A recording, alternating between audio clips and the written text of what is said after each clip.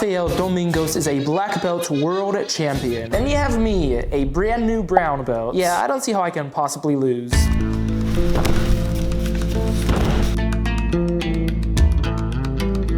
I want to find out how well I can do against an elite black belt. Think of it as a pop quiz of sorts. Now when it comes to black belts, there are 3 different types in my experience. There are the everyday, which I can kind of be myself around. Then you have the proficient, who have some serious poison in their game, but there is some room for me to outplay them. And lastly, you have the Dark Souls level of black belts, where it feels like every single micro adjustment that I make is a mistake. Now before we go in the deep end, I kind of want to start off with a level 2 black belt. Enter my boy Destin, one of my main training partners. As you will soon see, we go back and forth all the time. Now I'm gonna keep track of all the points that we managed to score during this round to give all you newer competitors an idea of how points are scored at tournaments. When you are looking for the win, as much as possible, you want to be controlling the tempo of the match. A great way of accomplishing this is keeping your grips inside of your opponent. But Dustin is not just gonna give me the grips that I want, which is where this whole push-pull starts from. I see an opening to grab his head, but he counters with an uppercut to the jaw.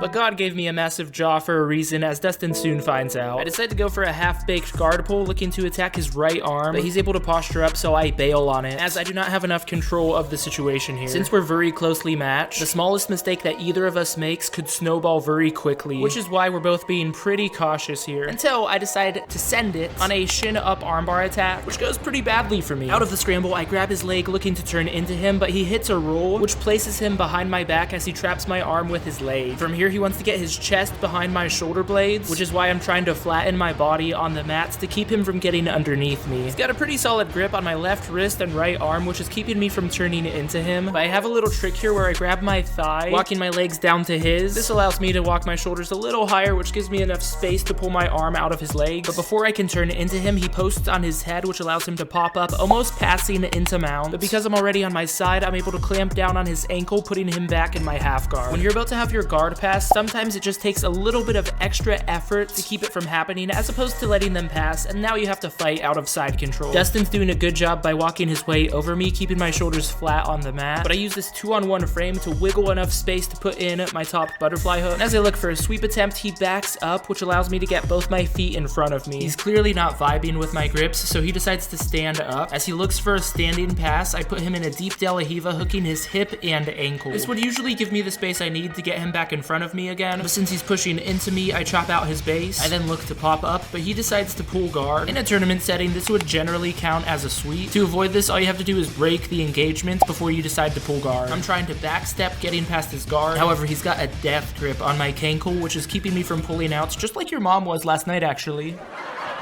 I decide to grab his wrist and walk my butt over his shoulders, but he pushes me away, so to keep him from standing up, I go for a little bit of a Hail Mary footlock, which he defends, but allows me to keep the top position. I come up and instantly go for the leg drag, passing into side control. He's doing a good job of defending here, so I switch sides on him, hooking that arm and stepping my leg over for an armbar attack, but I have no control over his head, which makes this armbar a really sus attempt. But last second, I'm able to align my hips and get the tap. Now there's still 10 seconds in the round, but I'm not sure why you guys want to see that. Not much happens here, as you can tell. Yep, nothing happened there. Okay, yeah, let's move on. Now, who exactly would win between a black belt world champion and a YouTuber? Yeah, I know, it's kind of a tough call. Not only is my jiu-jitsu slick as grease, but my mat fashion is off the chain. I decide to throw him a bone by pulling guard, because he clearly needs all the help he can get. And then, because I'm so nice, I pick him up so he can just float over my guard. But you know, I want to make him work for it a little, so I'm using my instep to tie down his foot, keeping him from passing. But he decides to defy the laws of gravity by just floating over and passing my guard. I look to pull his foot over so I can belly down, but he wedges his foot behind my neck. I am now flat on my back, which is no bueno, so I try to rock my body to get some momentum. Doesn't really work, but what does work is him sliding from knee on belly to mount. Notice how it looks like he's wearing a high heel? This keeps me from clamping down on his ankle and putting him in my half guard. I am straight up not having a good time. As I grab his wrist looking to go to turtle, he's using his weight to keep me from getting to my knees. At this point, all he's doing is showboating. He dives over the far far side of my body and somehow is able to scoop my hips off the mats to take my back. He's threatening with a one-armed rear naked choke the whole time, and you can tell right here, it's tap or nap for me. Unfortunate, but don't worry, I'm gonna get my shot at redemption, and I know I'm going to play good because I'm going to look good. And you can also look amazing thanks to the sponsor of today's video. xmartial.com is a jiu-jitsu brand that is all about those fun and unique designs, like this right here. They believe that when you look good, you're gonna take more pride in your jiu-jitsu, which at the end of the day is just gonna make you perform a whole lot better. And the swag that they sell is not only sharp AF, but also very high quality. So join the wave, put some fun back into your training. You can use the link down below for 10% off when you use discount code JEDI. Thank you, X Martial, for sponsoring the video. Ad over. That first scuffle was clearly just a fluke. I'm a YouTuber after all. I know what I'm doing. Like here we enter the clinch, so I stand tall so he can't guillotine me. That doesn't count, by the way, because my hair wasn't done in the special way. Notice how I'm going into turtle. This is, of course, to avoid having my guard pass. Obviously, the threat of him taking my back is there, but as long as he doesn't get both hooks in, I'm chilling. Just look at me. I'm so good. He's not getting a single point for this position.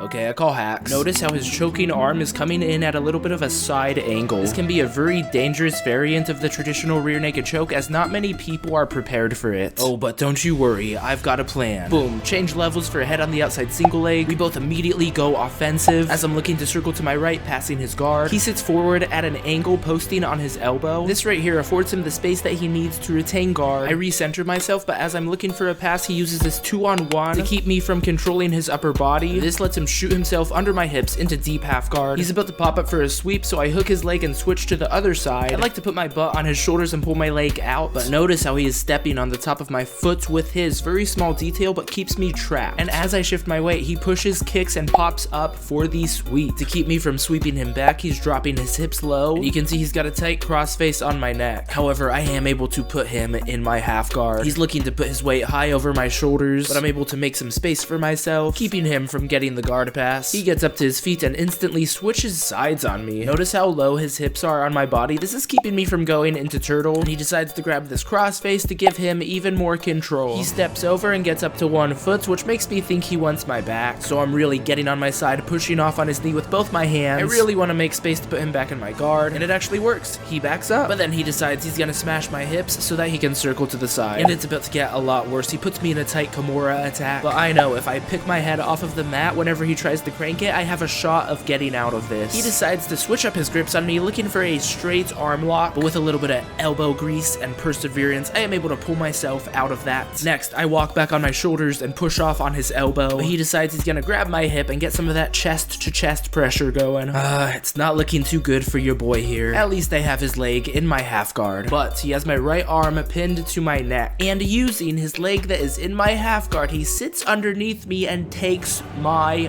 back. Well, at least I'm walking my shoulders high over his so that he can't choke me. Could you not grab my wrist like that? Excuse me, could you let go? Spoiler alert, I've never seen that move before. And yeah, in case you couldn't tell by the face that I'm making here, it feels not good. Don't recommend. Here he baits a single leg. I know he has a really good guillotine, but I like to live dangerously, so I'm taking it anyways. As he sits in looking for the finish, I hit that Miyazaki front roll over. From here, I want to put his shoulders flat on the mat so I can put my weight on top of him. Yeah, not working out too well. I regret being in this position. Yes, thank you. Let's start over, please. Yes, please let's go back to some of that good old hand holding. What is that? First base? Whatever base? I don't know, I don't remember. Not really one for hitting balls with wooden clubs. Now this may look like a guard pull, but it's actually an energy takedown. I've been doing some of that Krav Maga, you know how to explain. I don't think you have the brain power to understand it though. Here he decides he's gonna go into turtle. I throw in my right hook looking to take his back, but lucky for him the timer goes off because I think we all know how that would have ended. So conclusion, rolling with a black belt world champion, probably not gonna go well. Thank you for coming to my TED Talk.